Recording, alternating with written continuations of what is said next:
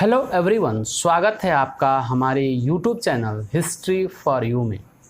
आज के अंक में हम वर्ण व्यवस्था और गोत्र व्यवस्था के बारे में जानेंगे।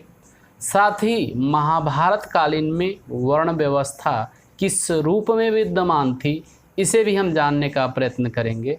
और वर्ण व्यवस्था किस प्रकार गोत्र व्यवस्था से भिन्न है, इस पर भी हम चर्चा करेंगे। वर्ण व्यवस्था में जो वर्ण शब्द का प्रयोग किया गया है, वह वर्ण शब्द संस्कृत के व्री धातु से बना हुआ है, जिसका शाब्दिक अर्थ है वर्ण करना या चुनना। इस तरह इसका अर्थ है वृत्ति या व्यवसाय चयन करना। वर्ण का जो दूसरा अर्थ है, उस अर्थ में वर्ण का प्रयोग रंग के रूप में किया गया है, और इस अर्थ में भी कहीं कहीं इसका प्रयोग मिलता है, जिसमें ऋग्वेद में इसका प्रथम प्रयोग इसी अर्थ में हुआ है, जहां आर्यों ने स्वयं को श्वेत वर्ण और दास या दस्युओं को कृष्ण वर्ण का बताया है। कालांतर में यानी समय बदलने के साथ यह वर्ण शब्द वृत्ति का सूचक बन गया और व्यवसाय के आधार पर समाज का विभाजन होने लगा। यानी जो व्यक्ति जिस तरह का कार्य करता था, जिस तरह का व्यवसाय करता था, उसी के आधार पर उसका विभाजन होने लगा। इसके पश्चात इसमें कठोरता आई, और इस कठोरता के आने के परिणाम यह हुआ कि व्यवसाय के स्थान पर जो व्यवसाय को वर्ण के चयन का आधार बनाया गया था, वह परिवर्तित हो गया और जन्म को इस वर्ण का आधार बनाया जाने लगा, और इसके परिणाम स्वरूप जो वर्ण थे वह वर्ण जातियों में परिवर्तित होने लगे। ऋग्वेद के 10वें मंडल के पुरुष सूक्त में चारों वर्णों की उत्पत्ति विराट पुरुष के 4 अंगों से मानी गई है, और उसमें यह कहा गया है कि ब्राह्मणोस्य मुखमासीद बाहुराजन्यः कृतः उरुतदस्य यद्वैस्य पदभया शूद्रो जायत। अर्थात जो विराट पुरुष हैं या जो ईश्वर हैं, वह ईश्वर के मुख से ब्राह्मण की, बाहु यानी भुजाओं से क्षत्रिय की, जंघा से वैश्य की, और पैरों से शूद्र वर्ण की उत्पत्ति हुई है। महाभारत के शांति पर्व के 188वें अध्याय के 10वें श्लोक में वर्णों की उत्पत्ति ब्रह्मा से बताई गई है, और उसमें यह कहा गया है कि ब्राह्मणानां तु सितो, क्षत्रियाणां तु लोहितः, वैश्यानां पितको वर्ण, शूद्राणामस्तथा। अर्थात जो ब्रह्मा थे, ब्रह्मा ने ब्राह्मण, क्षत्रिय, वैश्य और शूद्र वर्ण की उत्पत्ति की, जिनके जो रंग थे वह श्वेत, लोहित, पीला और काला थे। यानी जो ब्राह्मण थे वह श्वेत थे, क्षत्रिय लोहित, वैश्य पीले और शूद्र काले रंग के थे। अब जो अलग अलग वर्ण थे, उन वर्णों का अलग अलग कार्य क्या था। ब्राह्मणों का प्रमुख कार्य था अध्ययन कराना, वेदों की शिक्षा देना, यज्ञ करना और कराना, दान देना, दान लेना, और क्षत्रियों का कार्य था युद्ध करना, लोगों की सुरक्षा करना, न्याय करना, वेद पढ़ना, यज्ञ करवाना और दान दक्षिणा देना। वैश्य का कार्य था वेद पढ़ना, यज्ञ करवाना, दान दक्षिणा देना, कृषि, गौपालन और व्यापार कर्म करना। शूद्र का कार्य था तीनों वर्णों की सेवा करना।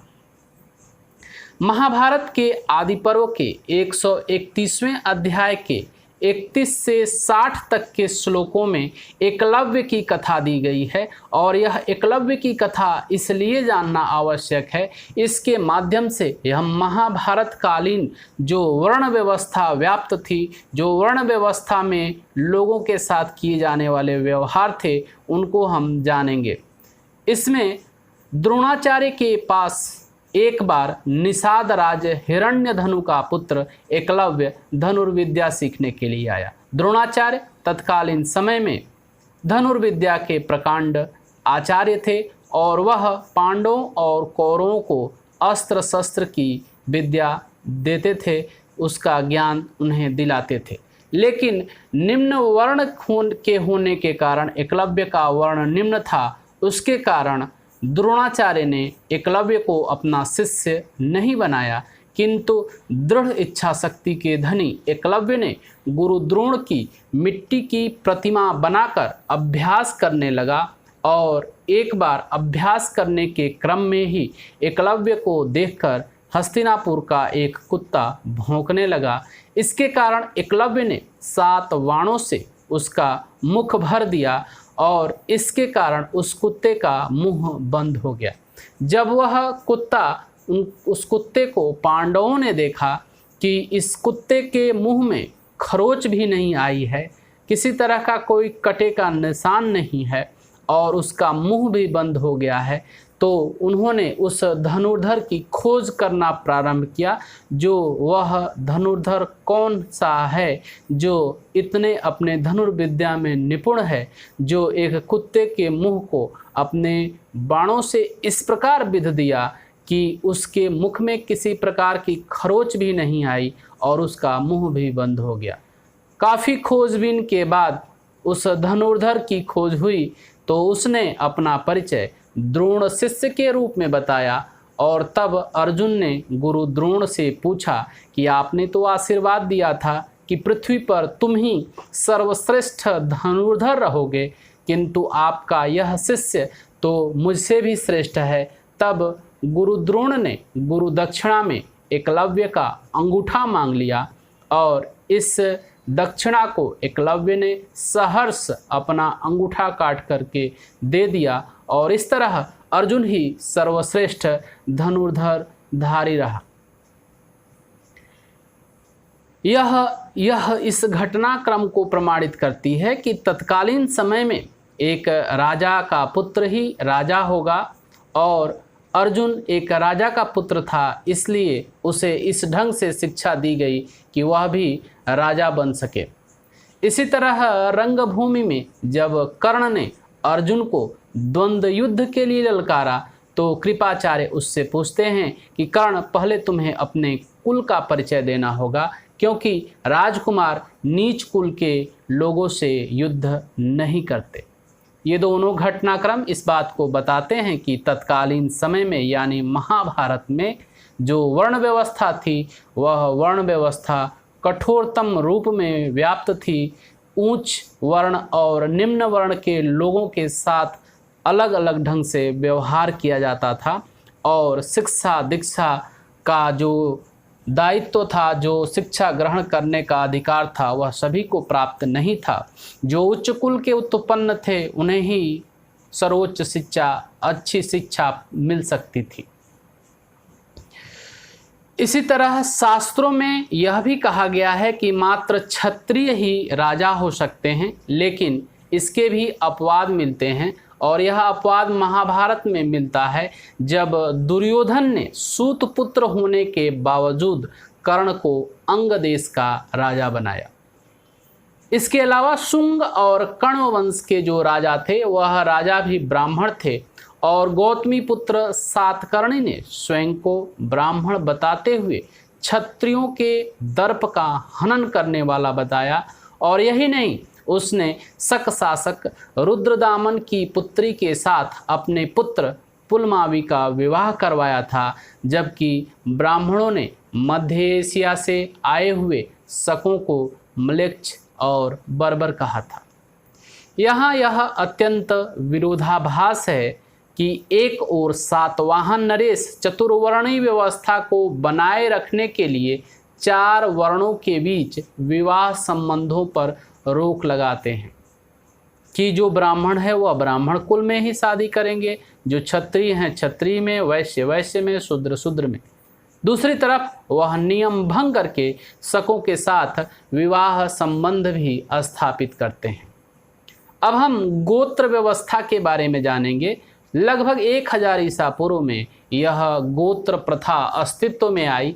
सामान्य रूप से गोत्र का सामान्य अर्थ यह पूर्व पुरुष को व्यक्त करता है, और वैसे गोत्र शब्द के अनेक अर्थ मिलते हैं, जिसमें एक गोत्र शब्द का प्रयोग गौशाला यानी गायों के समूह और व्यक्तियों के समूह के अर्थ में भी हुआ है। लेकिन पाणिनि ने गोत्र शब्द की व्याख्या वंश या कुल के अर्थ में की है और एक अर्थ में गोत्र का अर्थ दुर्ग या पर्वत के रूप में भी किया गया है, किंतु सामान्यतः एक ही स्थान या एक ही क्षेत्र में रहने वाले व्यक्तियों को एक गोत्र के सदस्य के रूप में माना जाता था और वस्तुतः गोत्र उस आदि पुरुष के लिए प्रयुक्त किया गया, उस प्रथम पुरुष के लिए प्रयुक्त किया गया जिन्हें कुल या वंश की संज्ञा दी गई। यानी सामान्य अर्थ में यदि गोत्र की बात की जाए तो गोत्र से किसी वंश या कुल का ज्ञान होता है और ऐसे वंश या कुल का जो विद्या, धन, शौर्य, औदार्य इन गुणों के लिए विख्यात हुआ और कालांतर में जिसके नाम से वंश या कुल का विकास हुआ। उपनिषदों में अनेक स्थलों पर भारद्वाज, गार्ग्य, अश्वलायन, भार्गव, कात्यायन, गौतम, कश्यप इन ऋषियों के नाम पर गोत्रों की चर्चा की गई है और कालांतर में इन्हीं ऋषियों के नाम पर वंशगत गोत्र का विकास हुआ। बौद्ध युग आते आते विवाह के लिए गोत्र का महत्व बढ़ चुका था और मध्यम निकाय में इस बात का उल्लेख मिलता है कि यदि कोई पुरुष किसी स्त्री से प्यार करता है तो उसका गोत्र और जाति जाननी चाहिए। प्रायः सभी धर्मशास्त्रों में समान गोत्र वाली कन्या से विवाह करना वर्जित माना गया है और विवाह के पश्चात स्त्रियों का गोत्र पिता के स्थान पर पति का गोत्र माना जाता था। यानी महिलाओं का गोत्र वह होता था जो उनके पति का गोत्र होता था, न कि उनके पिता का। इस संदर्भ में सातवाहन इसके अपवाद कहे जा सकते हैं, जिसमें पुत्र के नाम के आगे माता का गोत्र होता था, जैसे गौतमी पुत्र सातकर्णी, वशिष्ठी पुत्र पुलमावी। यहाँ यह ध्यान रखना होगा कि माता का नाम भले ही हो पहले, मगर सातवाहन सत्ता पितृसत्तात्मक ही थी। अब यहाँ एक नया शब्द पितृसत्तात्मक या मातृसत्तात्मक आता है। पितृसत्तात्मक का अर्थ वह है जिस सत्ता में पिता का स्थान महत्वपूर्ण हो, पुरुषों का महत्वपूर्ण स्थान हो, वह सत्ता पितृसत्तात्मक सत्ता कहलाती है। और जहाँ महिलाओं की सत्ता अधिक हो, महिलाओं का वर्चस्व हो, महिलाओं के अनुसार शासन व्यवस्था संचालित हो, वह मातृसत्तात्मक सत्ता कहलाती है। कहने का अर्थ यह है कि सातवाहन शासक भले ही माता के गोत्र के नाम को अपने नाम के पहले लगाते हों, मगर जो सातवाहन सत्ता थी, सातवाहन शासक थे, वह पितृसत्तात्मक थे। पुरुषों का ही सत्ता यहाँ चलती थी। तो आज हमने वर्ण व्यवस्था और गोत्र व्यवस्था को जाना और महाभारत कालीन में वर्ण और वर्णों की क्या स्थिति थी, किस प्रकार एक वर्ण के लोगों का दूसरे वर्ण के लोगों के साथ संबंध था, इसके बारे में हमने जाना।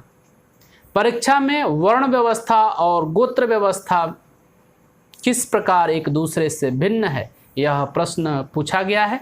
तो आज के अंक के लिए इतना ही। मिलते हैं एक नए अंक के साथ, तब तक के लिए बहुत बहुत धन्यवाद।